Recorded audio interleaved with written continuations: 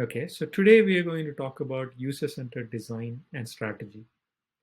Though off the bat, this might look completely different or even poles apart, but in reality, they are essentially the same, or the thought process is essentially the same. Why am I saying that? For that, let's look at each of them slightly more closely and how they are similar, in what ways they're similar, right?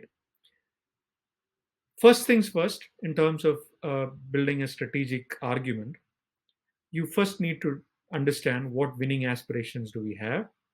Secondly, you need to define where we are going to play, namely which users and what segments are we going after. Thirdly, how will we win, namely what will be our USPs. As a fourth thing, what product or service capabilities must we have to win, which is an expansion of these USPs into more concrete capabilities. And as a last thing, what systems will be put in place to ensure that all these things work, right? And these are, um, though linearly discussed here, it is not linear. It is iterative and it goes one from one to another. And so these are like in loops, basically. So strategy in general is about logic, hypotheses, and leap of faith assumptions, as well as iteration. And research is about data. So, in fact, a proper user centered design and building a strategic framework are extremely similar. So, if we break it down further, these steps, you will understand what I'm talking about and how they are complementary.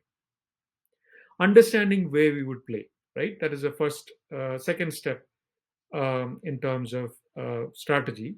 Requires a clear understanding of the landscape, who the customers are, and from a competitive standpoint, what are the competitors' capabilities and how we stack against them and all that. So these two are essentially research aspects. Identifying how we will win will require a clear handle of our value map in the context of the customer, the competition, as well as ourselves as a company, which is an expansion of step number two, slightly more thought that is being put through, which is more like analysis. So, value map is a powerful tool for number two and number three, which is where we are going to play and how will we win, basically. But then it needs to be grounded in research data for it to be effective. So, they what I'm talking about here is the complementary nature of research and strategy, which is also an interesting aspect. Once these things are understood, you may be doing a divergent thinking from a design perspective to come up with some unique ideas that are either incremental or revolutionary.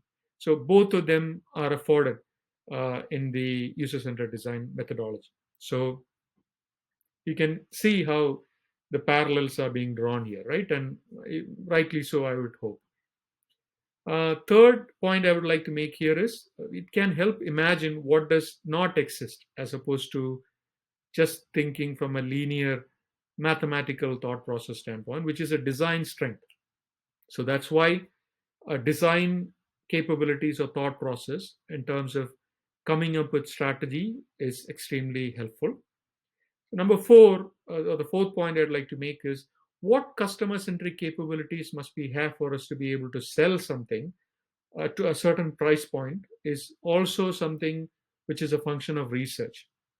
Understanding customer needs, understanding price points is slightly more in terms of non-traditional UX research, but it is nonetheless there are tools to help us do like the Van Westendorp and Van Conen and all that, these kind of models, right?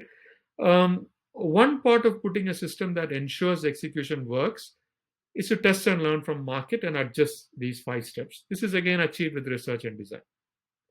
So what I'm saying is that though at the outset it might look poles apart, these are essentially very similar and very complementary as well. And last point that I'd like to make here is most of the time what kills a company is a long time coming, but it is not really noticed. The skill set of researchers and designers is such that we are tuned to see these things because the way in which we operate, we operate at the macro level as well as the micro level, and we are tuned to kind of flip between these. And these skills, if it is available for the the senior leadership in the company, uh, or whoever is building strategy for the company, is extremely beneficial. So, what part of strategy needs research and design skills? What's your take on it by now? What part isn't? Right? So thank you very much.